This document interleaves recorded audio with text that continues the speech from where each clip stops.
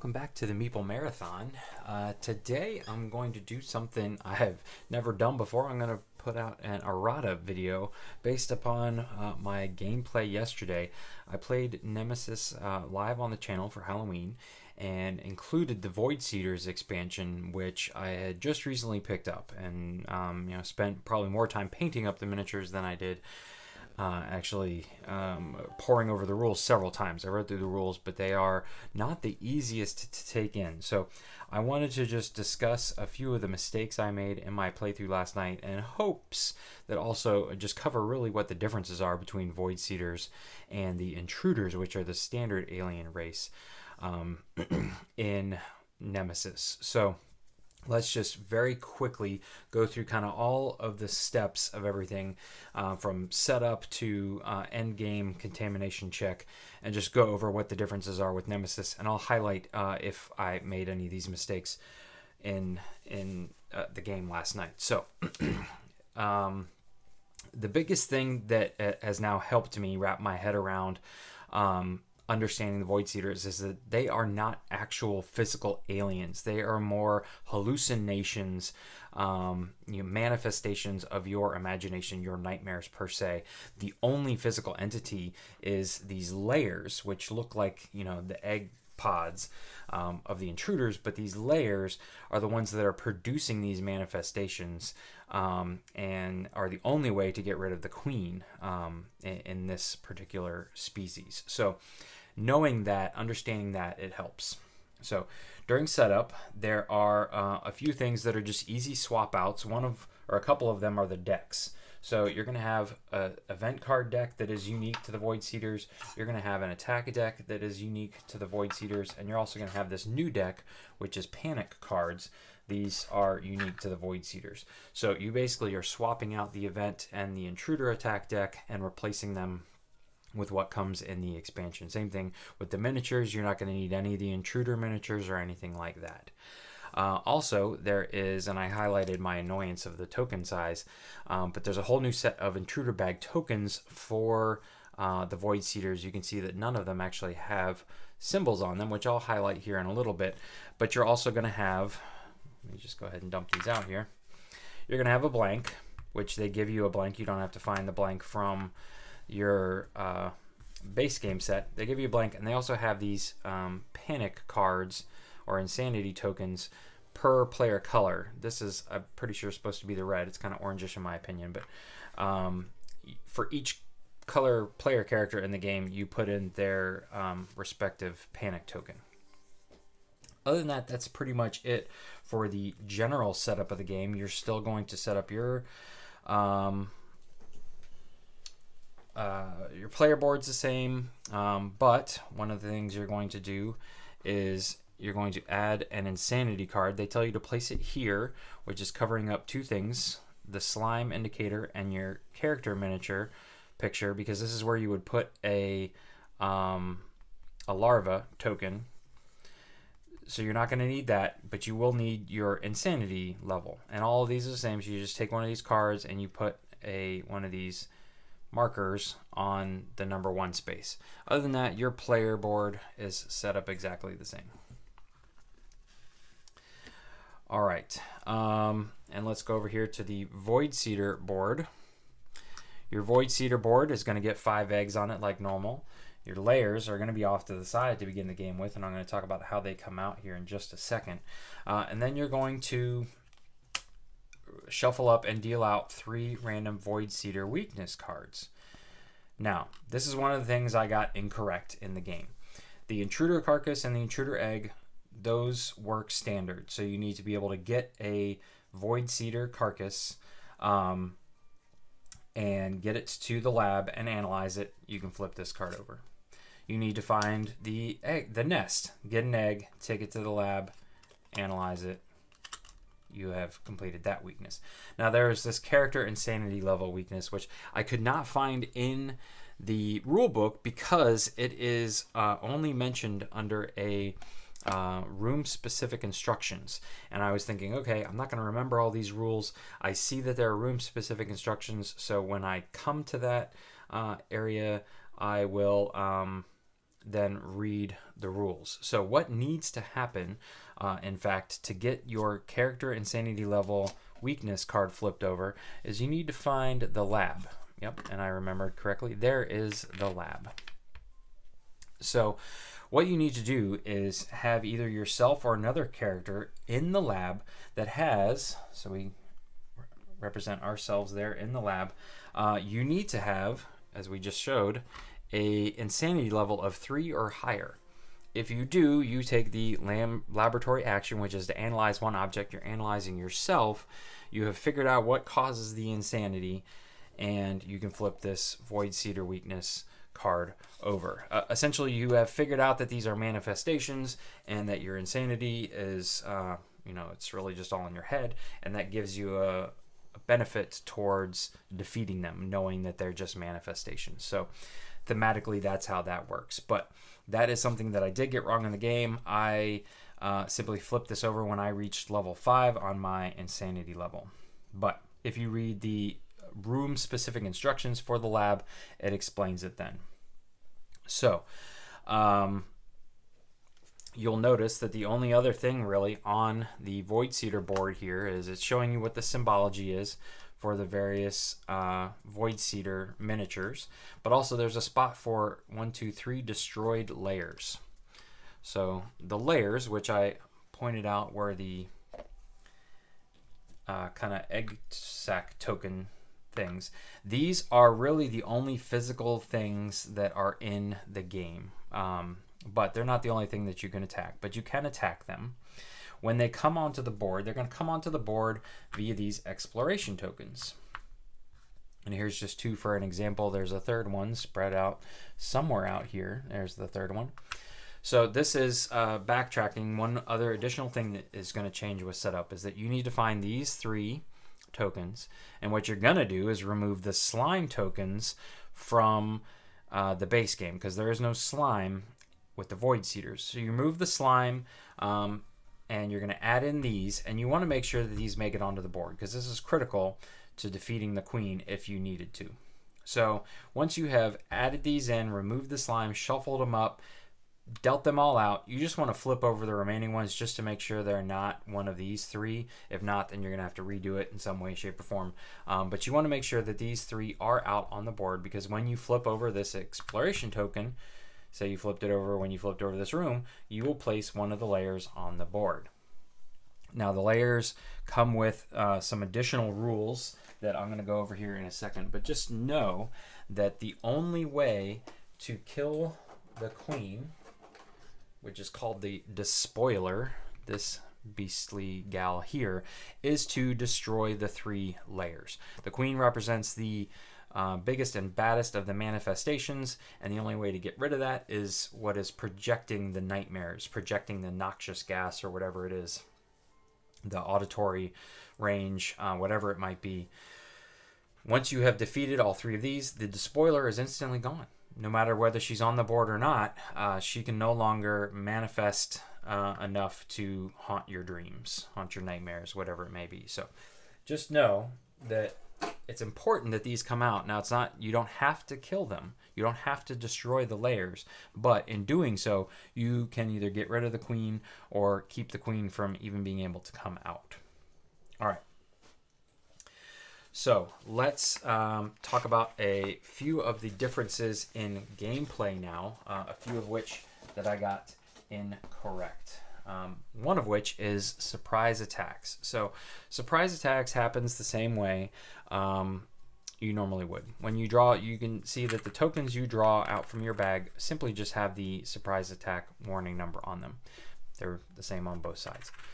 So when you have an encounter and when you are going to put a Void Seer out on the board, you need to check your hand limit against the number, or what the cards in your hand against this number on the card. So if you have 1 and you have 1 card in your hand, you're fine. But if you only have 1 card in your hand and you draw the 3, then there's going to be a surprise attack. In my video, I was performing a surprise attack the same way intruders were, drawing an attack card and resolving it. Whereas in this instance, since Void Seeders again are a manifestation, what they're going to do is give you a contamination card, and you'll have to draw and resolve a panic card.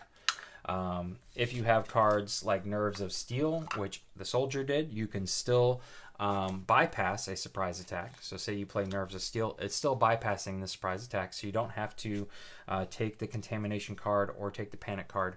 But that is how you do a surprise attack for a Void Seeder. You do not resolve an attack card. So that's just something that a mistake that I made when I was playing last night. So, and that's something that is important to understand, that is very different in the game, because you're going to be dealing a lot with this insanity and those panic cards and trying to keep your insanity from peaking up here at the 5 spot. And you're also going to probably end up with more contamination cards than you might normally would, because it's easier to obtain a contamination card. So intruders come onto the board pretty much the same way as always. If you make a noise roll, for example, and you make noise in a hallway where there already was noise, you're going to have to do an encounter. And you have the opportunity of drawing the blank or this panic token that's the equivalent of your character card. In this case, you do nothing, but you're also going to put noise back out in all the hallways. Same thing with this one. If you draw this one, you don't bring out an intruder. You have to resolve a panic card and put noise out in all the hallways. Remember, you're going insane. You're dealing with nightmares. You're hearing things. And so even if you kind of escape from dealing with a Void Seeder in your room, you still are like making the risk of threat higher for the future. Now, if during an encounter you happen to draw one of these tokens, you will put a Void Seeder out on the board. This, I was playing correctly. The Void Seeder that you put out on the board is based on where your insanity level is. So if you are at insanity level 3, for example, you would put out an Adult Whisperer. If you're all the way over here down at 1, you would put out a Lurker. But if you're all the way up here at 5, you put out the Despoiler. So depending on where you are on this track, it doesn't matter what token you draw, except for the number for surprise attacks, you put out that Lurker, so you know what's coming. You know that if you can keep your insanity level down, you're not going to have to deal with as big and nasty as stuff.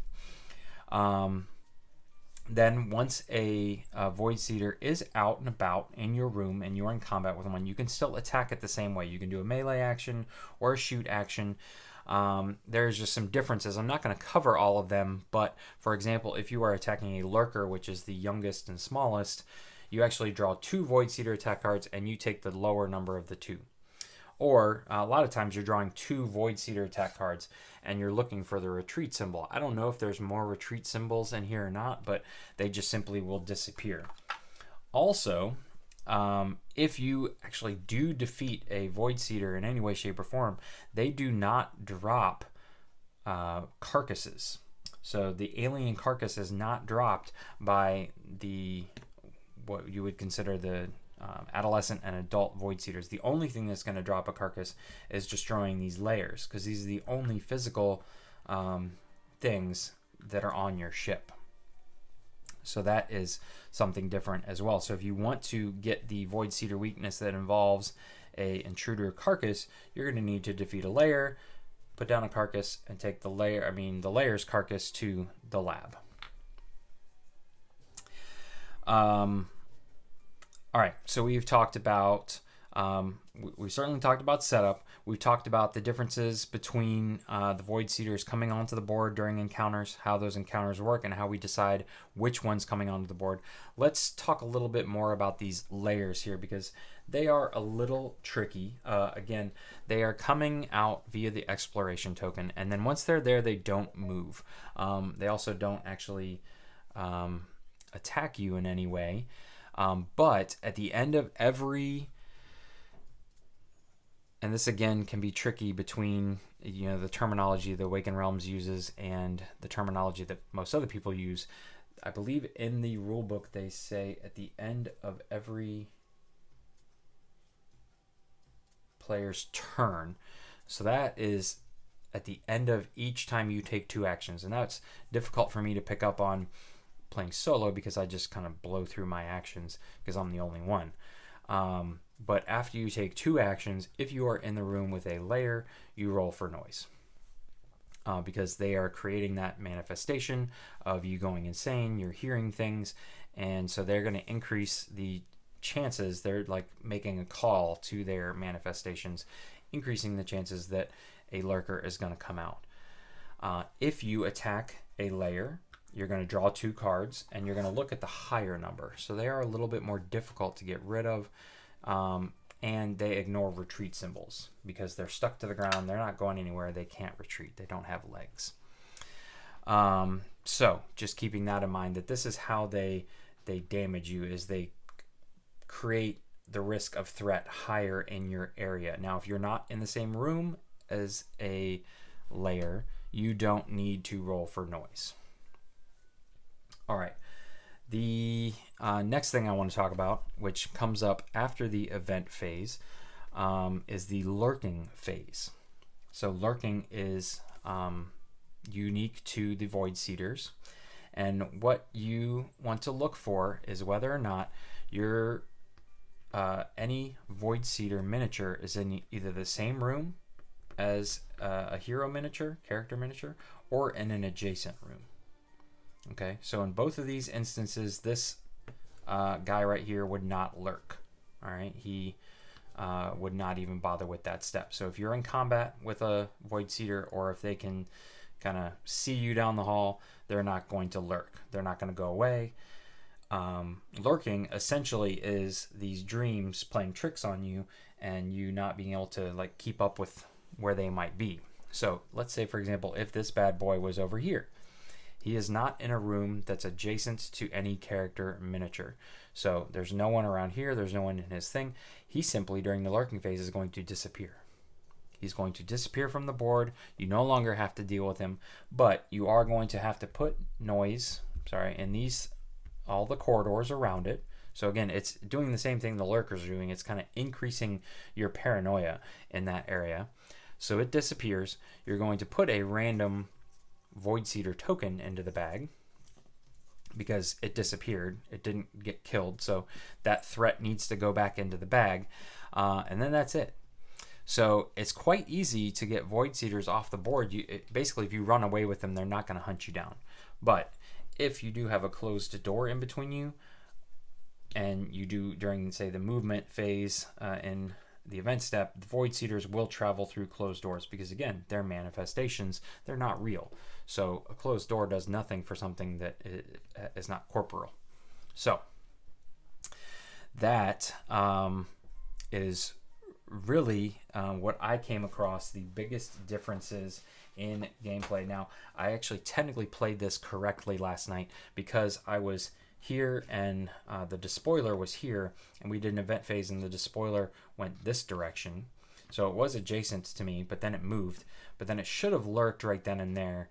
I figured it out at the start of the next event phase and rectified it. So gameplay would not have been changed in that instance. But I definitely did forget to roll for noise the several times I was standing in a room with just a layer. Now, if I'm in a room with a layer and a Void Seeder miniature, that's different because obviously you're in combat at that point with a full-size miniature and they know where you are. All right, last but not least is the end game conditions of Contamination check. And in this one, you actually don't need the scanner. Now, you could use the scanner to check for infected cards throughout the game, but in this end game condition, you're simply first checking where your insanity level is. If you're already up to level 5, you're simply going to take your full deck, including Contamination cards. I think I pulled, no, there they are. Including your Contamination cards, you're going to shuffle them up. You're going to draw 4. If at any point you pick a Contamination card, you die. If you don't, you're safe. Prior to that, say you're way down here at 2. You've done a really good job keeping your insanity down throughout the game. You're going to go through your deck and you're going to count how many insanity or Contamination cards you have. Because remember, these are just really kind of manifestations of your contamination. Since they're not physical entities, they're not physically contaminating you, but they're making you think you're contaminated. So for each Contamination card you have to raise your insanity level. If, however, you get to the 5th level, during the game, if you get to the 5th level and you're asked to raise this again, you completely go insane and you die. But in this instance, if you have, say, if I had 4 contamination cards and I was supposed to go up to 5, I would just stop at 5. Now, if I'm lucky enough to get, once I've been done counting contamination cards, if I have less than 5, that means I'm on edge, but I'm not completely insane. I have realized that these are not physical contamination cards. I'm not actually infected, and I'm fine. I win the game.